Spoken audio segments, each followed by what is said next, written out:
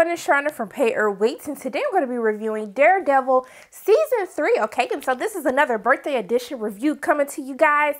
So this is going to be a spoiler-free review of Daredevil. I'm going to post a spoiler review either later tonight or maybe possibly tomorrow to kind of let you guys digest this, give you a little bit more time to make sure that you catch up on Season 3, which you should have had already binged by now, but it's okay. I'm going to give you until Friday. So, as we're already mourning the deaths of Iron Fist and Luke Cage, we're given the Season 3 of Daredevil, okay? And I have to say that this probably, it is the best season. It's definitely the best season of the Daredevil series so far on Netflix. But I would have to say that it was the most enjoyable season of all of the Marvel Netflix shows that we've seen so far. And so it's really going to hurt me that they're going to keep being petty in their little battle between Netflix and Disney. And they're probably going to end up canceling this, but I don't think they should cancel it, especially after how amazing this season was. And so getting into the spoiler-free review, this season basically picks up where we left off at the end of the Defenders Season 1, where we saw that Matt was caught in the building with Elektra. As the building came crashing down, everyone thought they was dead. We mourned for his death. We was so sad, but we saw that eventually he woke up and he was basically in some type of church. Okay, and so basically this season goes through Matt's battle to recovery, Matt's battle of actually trying to find himself. You know, he struggles with his, is he Matt Murdock?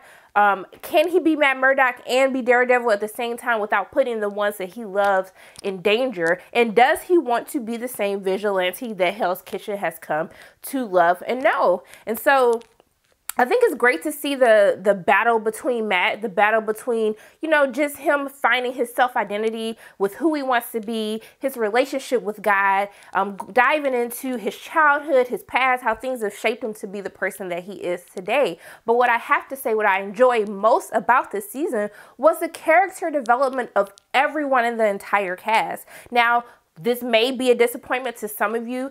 This season is not about Matt Murdock. There is a portion of it that is about him, but it is also surrounding the lives of the people, whether they're good or bad, and kind of developing their backstories and how all of their lives tie into one another. And so one of the great things to see was between him and Wilson Fisk, aka Kingpin, who is one of the major villains of this season, who we saw in the previous season, especially Season 1, we see that he is blaming Matt for where he is today. You know, he put him in prison. He's been separated from the woman that he loves, Vanessa. And so to see how grimy he is, to see kind of this, you get to tend to see this battle of the rich. What is more dangerous than being a rich person who is above the law because he controls the law? And so kind of seeing the dynamic on how, you know, you have all these people fighting to believe in the system, to believe that, hey, our system can still do good. You are not above the law. We will make sure that we take you down. And to kind of see that power struggle as you're trying to have faith in how our law is ran, how the system is ran. And I thought it was very interesting to watch throughout this season. But I will have to say that I really love the character development, especially between Matt's closest friends, Karen and Foggy, who I think that Matt is hella disrespectful to his friends. Like the whole season, I'm just like, why are y'all still friends with him? Actually, I've been saying this since the first season. Why are you still friends with him? Because he does you so dirty.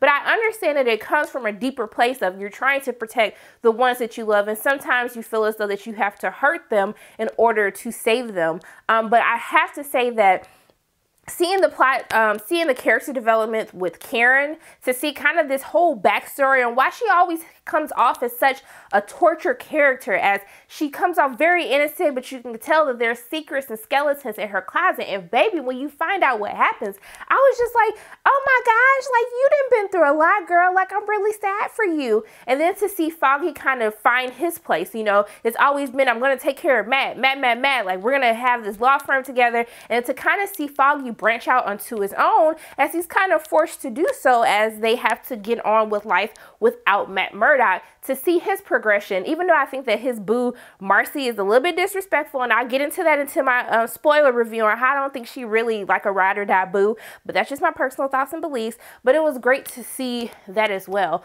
But I have to say, can we talk about Wilson Fisk, okay, aka Kingpin, aka Vincent D'Onofrio. He's been he's always been a favorite actor of mine. You know, everybody mama was watching him on Criminal Intent, Law & Order Criminal Intent, and he is just amazing as Wilson Fisk. And he talks with this little raspy voice, and I can't even do the raspy voice. I don't even know why I'm trying to do the raspy voice.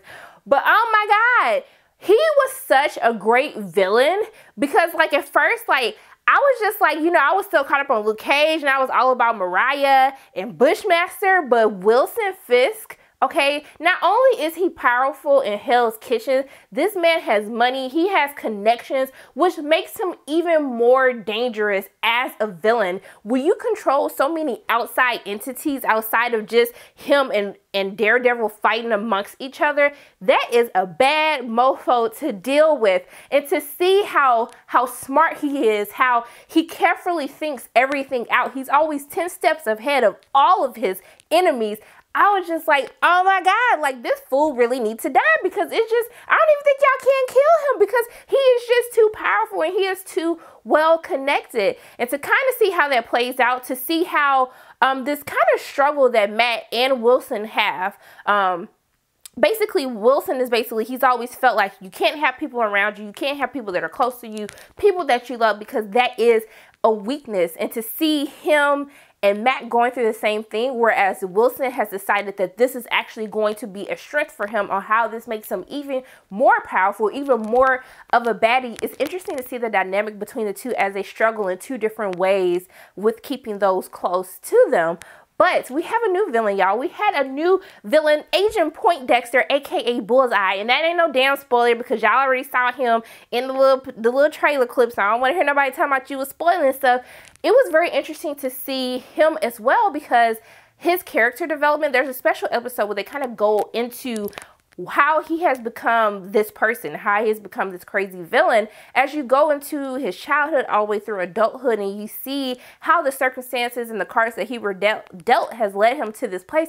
I was just like, wow. But can we talk about like him like just hitting people like you'll see in the season? I'm just like, I don't feel safe around nothing. Like, I don't feel safe around no office supplies. I don't feel safe around no damn plates, glasses, forks, knives. I was just like, oh my gosh, y'all took this whole Bullseye thing to like a whole nother level, which makes him an even more dangerous villain, because he can use anything as his weapon. And it was great to see. It was so crazy to see. It was creepy to see, but I really enjoyed him as well. Now, we had a new addition, Agent Nadeem, okay? And when I saw him, I was like, Lord, we already know how this is going to play out. But it was interesting, because who I thought that Agent Nadeem was going to be actually ended up happening to someone else in the series. And I was just like, I was rooting for you, Agent Nadeem. I was like, I thought that he was a great addition to the cast as well, to see how his personal circumstances led him to how he is now, as he's fighting through this corrupt system, trying to be the good guy, trying to be the hero, not only for the people of Hell's Kitchen, but for his family at the same time. I actually really ended up enjoying his character. He kind of has an interesting episode with Matt as they're trying to battle their way through something, but I can't tell you what it is, because then I'll be giving it all away. But it's exciting to see. But if we're going to talk about fighting, y'all, let's go ahead and talk about this hallway scene, because everybody's talking about, y'all, this prison fight is better than the season 1 hallway fight. And I was like, okay, y'all hyping this up a little bit. But when I was watching, I was just like, well, damn. Oh my God, it's like 11 minutes. It's 11 straight minutes. Like, I was out of breath. I had asthma. I felt out of breath for him, okay? I was just like, this is some damn good choreography. This is some great fighting. This was the whole, like, I was just sitting there like, oh my gosh, this is so amazing. I can't stop watching it. I think I'm gonna have to rewind it, watch it 10 more times before I can even progress through the rest of the season. And what I would have to say is, I just wanted to give Matt a hug, y'all. Matt been getting his ass beat since season 1. I said, damn, Matt, you don't know how to block nothing. You can't block no hits, no nothing. You just been getting your ass straight for 3 whole seasons. And I just wanted to give him a hug, y'all. I wanted to make him a little Epsom salt bath, give him a hug, put him in a little ice bath, and just be like, just let your body heal, Matt, because you done been through so damn much. But what I have to say is, watching him with the choreography, and this is a testament to Charlie Cox, and I'm sure he has a stunt double, but to see how he fights, the fact that not only are you doing this choreography, but you have to do it as if you are blind. So the fact that how he navigates, how he moves around, and you can really tell that he hones into his senses as his character does, I think that's really great to watch on the series. And so I have to say there's a lot of bombshells, there's a lot of revelations. There was one revelation that I can't talk about, but I'm gonna talk about in the spoiler review, and I was just like, oh, I'm shook. That was some tea for us. I didn't know that was going to happen. But overall, guys, I really enjoyed this season of Daredevil. I'm gonna hate to see it go. I hope it doesn't go anywhere, but I don't know, between this little petty fight between Disney and Netflix, ain't none of our shows are safe except for Jessica and Punisher, which is already wrapped filming, and Jessica Jones is filming right now. But I think that this is definitely worthy of a binge. I was binging it all weekend. I started binging it at work. I went to work. I was supposed to be off. I went to work just go binge the series and get some work done at the same time. But like, this was great to see. I was so sad to see it end.